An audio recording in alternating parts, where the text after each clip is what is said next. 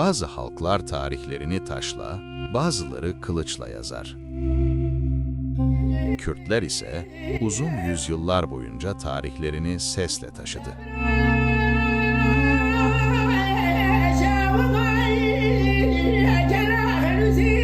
Dağların arasında yankılanan bir ses, ateş başında anlatılan bir hikaye, nesilden nesile aktarılan bir hafıza. Yazının ulaşamadığı yerlerde söz vardı. Devletlerin kayıt tutmadığı zamanlarda hatırlayan insanlar vardı. Kürt toplumunda sözlü kültür yalnızca bir anlatım biçimi değil, bir kimlik taşıyıcısıydı. Denkbejler, yani söz ustaları, aşkı, savaşı, göçü ve kaybı ezgilerle anlattı. Bu anlatılar bireysel hafızadan çok kolektif belleği besledi. Her hikaye bir coğrafyaya bağlıydı. Her ağıt bir kaybın izini sürerdi.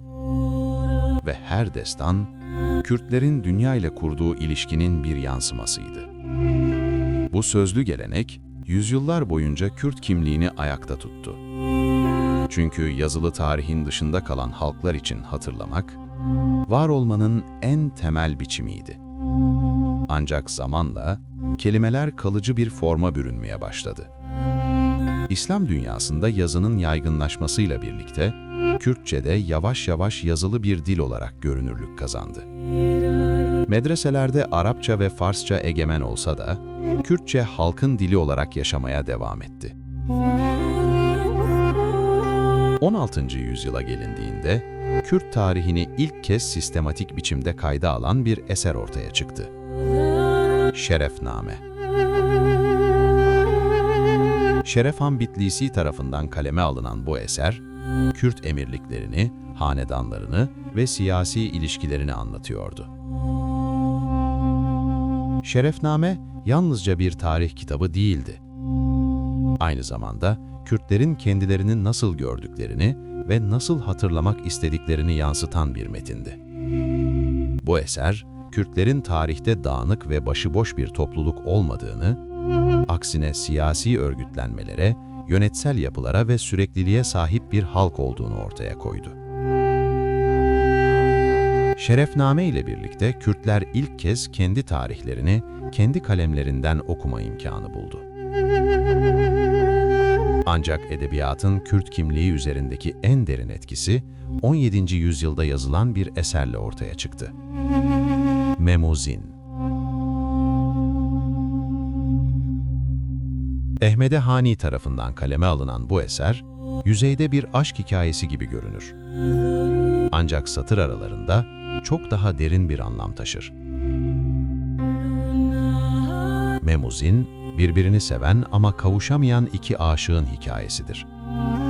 Fakat bu kavuşamama hali, bireysel bir trajediden öte bir halkın kaderini simgeler. Ehmede Hani, bu eserinde Kürtlerin neden bir araya gelemediğini, neden kendi kaderlerini tayin edemediklerini sorgular. Açıkça bir Kürt birliğinden söz eder. Ve ilk kez Kürt kimliğini yalnızca kültürel değil, siyasal bir mesele olarak ele alır. Bu yönüyle Memuzin, edebiyatın ötesine geçer.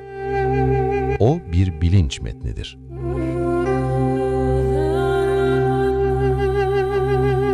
Hani, Kürtlerin başka halkların yönetimi altında kalmasını kader olarak görmez. Bunun nedenlerini sorgular ve çözüm arar. Bu yaklaşım, modern anlamda Kürt ulusal düşüncesinin en erken izlerinden biri olarak kabul edilir. Bu dönemle birlikte Kürtçe, yalnızca konuşulan bir dil değil, düşünen, sorgulayan ve üreten bir dile dönüşür. 18 ve 19. yüzyıllarda Kürt edebiyatı farklı alanlarda gelişmeye devam etti. Şiir, tasavvuf, tarih ve felsefe alanlarında eserler verildi. Medreselerde yetişen alimler, Arapça ve Farsça kadar Kürtçeyi de kullandı. Ancak bu üretim çoğunlukla yerel sınırlar içinde kaldı. Matbaanın geç gelmesi, parçalanmışlık ve siyasi otoritelerin baskıları Kürtçenin geniş ölçekte yayılmasını engelledi. Buna rağmen sözlü kültür varlığını sürdürdü. Bir denkbeycin anlattığı destan, yazılı bir kitaptan daha geniş bir coğrafyaya ulaşabiliyordu. Çünkü bu anlatılar, halkın günlük yaşamının bir parçasıydı. 20. yüzyıla girildiğinde, Kürt edebiyatı yeni bir eşikten geçti. Modernleşme, matbaa, gazeteler ve dergiler. Kürtçe ilk kez kitlesel bir yazılı dil olma yoluna girdi. Ancak bu süreç, aynı zamanda yasaklarla ve baskılarla karşılaştı. Birçok ülkede Kürtçe yayınlar engellendi. Dil, kamusal alandan dışlandı. Fakat edebiyat, bu baskılara rağmen varlığını sürdürdü. Şiir, roman ve hikaye, yalnızca estetik bir üretim değil, bir direniş biçimine dönüştü. Kürt yazarlar için yazmak, hatırlamanın bir yoluydu. Kaybolan köyleri, yasaklanan kelimeleri ve bastırılan hikayeleri kayıt altına almak anlamına geliyordu. Bu nedenle Kürt edebiyatı, çoğu zaman melankolik, çoğu zaman isyankar bir tona sahiptir. Çünkü anlattığı şey, yalnızca bireysel duygular değil, kolektif bir bellektir. Bugün Kürt edebiyatı, farklı lehçelerde ve farklı coğrafyalarda varlığını sürdürmektedir. Kurmancı, Sorani, Zazaki.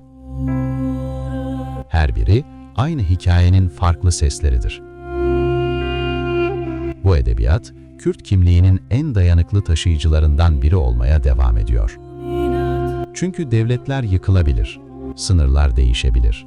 Ama bir halk, dilini ve hikayesini yaşattığı sürece var olur.